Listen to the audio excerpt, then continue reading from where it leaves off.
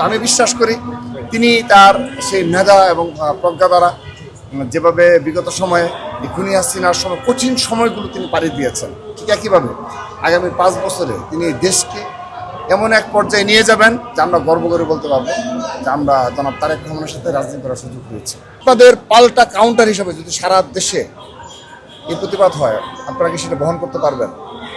পারবেন না। এক ছাত্রদল শুধুমাত্র আমরা যদি কর্মসূচি দিই যে সারা দেশে এবং সকল শিক্ষা প্রতিষ্ঠানে, সকল জেলায়, সকল মহানগরে, সকল উপজেলায়, সকল পৌরসভা, সকল ইউনিয়নে তাদেরও তো পরিবার এই দেশে আছে না? তো তাদের সামনে যদি এই ধরনের ল্যাঙ্গুয়েজ ইউজ করা হয়, এরকম উচ্ছৃঙ্খলপনা আমাদের নেতাকর্মীরা যদি কোনো কারণে যদি এই ধরনের বক্তব্য স্লোগানগুলো তাদের পরিবারের সামনে এবং সারা দেশে করে এবং সারা দেশে যে আমাদের সাংগঠনিক শক্তি রয়েছে, যেটা আমরা প্রমাণ করেছি নির্বাচনে, যে ছাত্রদল পুরো বাংলাদেশের প্রতিটি কেন্দ্রে ছাত্রদল উপস্থিত ছিল। তো আমাদের সেই সাংগঠনিক স্ট্রাকচার রয়েছে, তো দয়া করে অস্থির পরিবেশ তৈরি করবেন না। গণতান্ত্রিক ভাষায় আপনার অবশ্যই প্রতিবাদ জারি রাখবেন। যদি কেউ অন্যায় করা হয়, আমরা ছাত্রদল বলেন, যুবদল বলেন, বিএনপি বলেন, কোনো নেতাকর্মী যদি বিপদগামী হয়, অন্যায় করেন, আপনারা অবশ্যই গণতান্ত্রিক ভাষায় প্রতিবাদ করুন।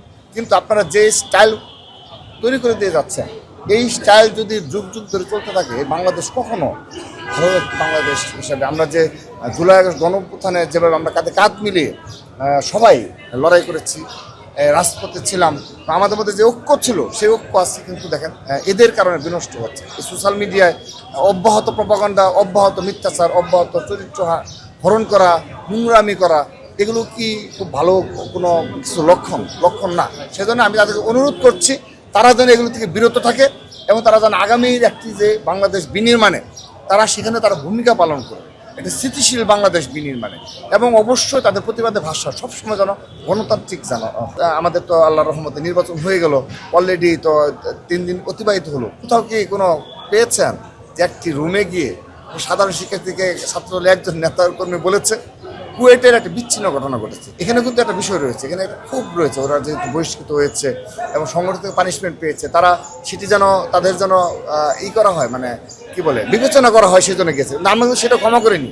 আমাদের প্রেস লিস্টে দেখেন, আমরা কিন্তু তাকে তারপরেও অ্যালাউ করিনি। আমরা বলেছি সে আমাদের সংগঠনের, সেখানে আমাদের কোনো কমিটি নেই, সেখানে আমাদের কোনো সাংগঠনিক স্ট্রাকচার নেই। দলের নাম ব্যবহার করে কেউ করলে আমরা প্রশাসনকে অবহিত করেছি ব্যবস্থা নিয়ে। আমরা বিশ্ববিদ্যালয়ের বিসি স্যারের সাথে কথা বলেছি যে স্যার আপনি ব্যবস্থা নিয়ে কোনো সমস্যা নেই।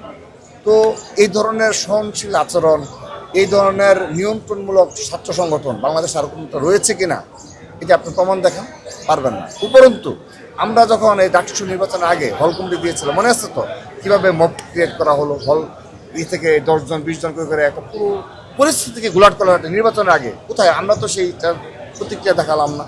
এগুলোকে আপনারা দয়া করে দৃষ্টান্ত হিসাবে নেন।